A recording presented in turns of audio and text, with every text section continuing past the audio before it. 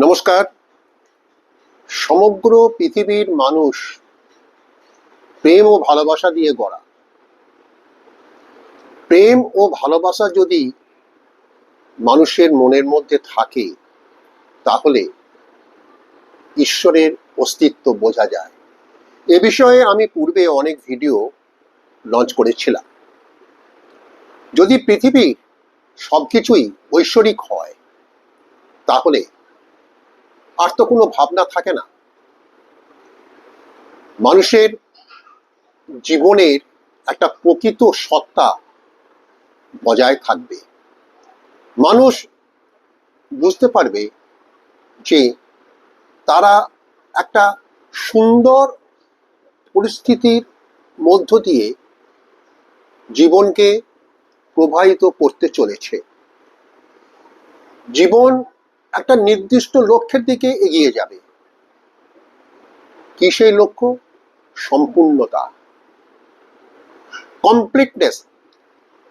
মানুষ যদি এই সম্পূর্ণতার স্বাদ পায় তাহলে সবকিছুই মনে হবে ঈশ্বরের সত্তা বজায় থেকেছে বা বজায় রয়েছে। সবকিছুতেই ঈশ্বর যদি বজায় থাকেন তাহলে থাকবে না বর্বরতা, থাকবে না নিষ্ঠুরতা, থাকবে না স্বার্থপরতা।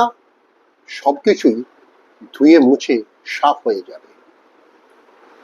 মানুষের মনের পবিত্রতাই ঐশ্বরিক সত্তা।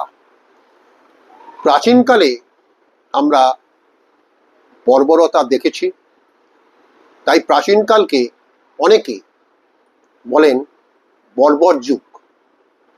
কিন্তু আধুনিক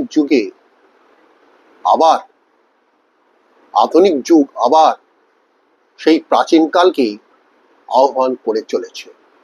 তার ফলে কি হচ্ছে? তার ফলে মানুষ আর মানুষের পর্যায়ে নেই।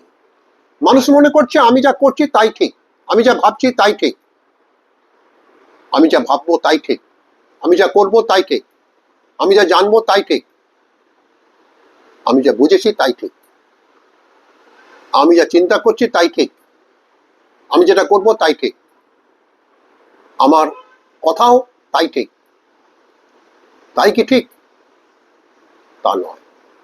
এই তাই কি ঠিক থেকেই মানুষের নিষ্ঠুরতা, মানুষের বর্বরতা, মানুষের স্বার্থপরতার সৃষ্টি হয়।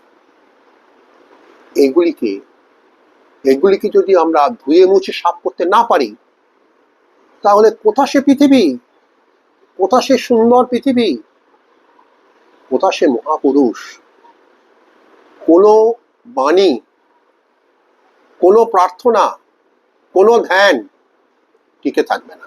সবকিছুই মূল্যহীন পর্যায়ে উপনীত হবে, ধুলায় মুছে যাবে, আর কোনো অস্তিত্ব থাকবে না।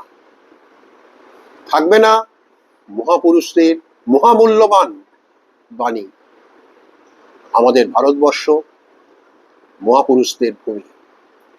এখানে শ্রী রামকৃষ্ণ, স্বামী বিবেকানন্দ, শঙ্করাচার্য প্রভৃতি প্রচুর প্রচুর মহাপুরুষ জন্মগ্রহণ করেছেন। মাটি এখানে পবিত্র, কিন্তু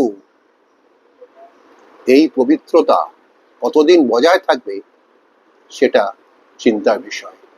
কারণ এত পাপ ঢুকে গেছে। তার ফলে কি হচ্ছে? এই পঙ্কিলতা হচ্ছে মানুষের অপবিত্রতার একটা সত্তা।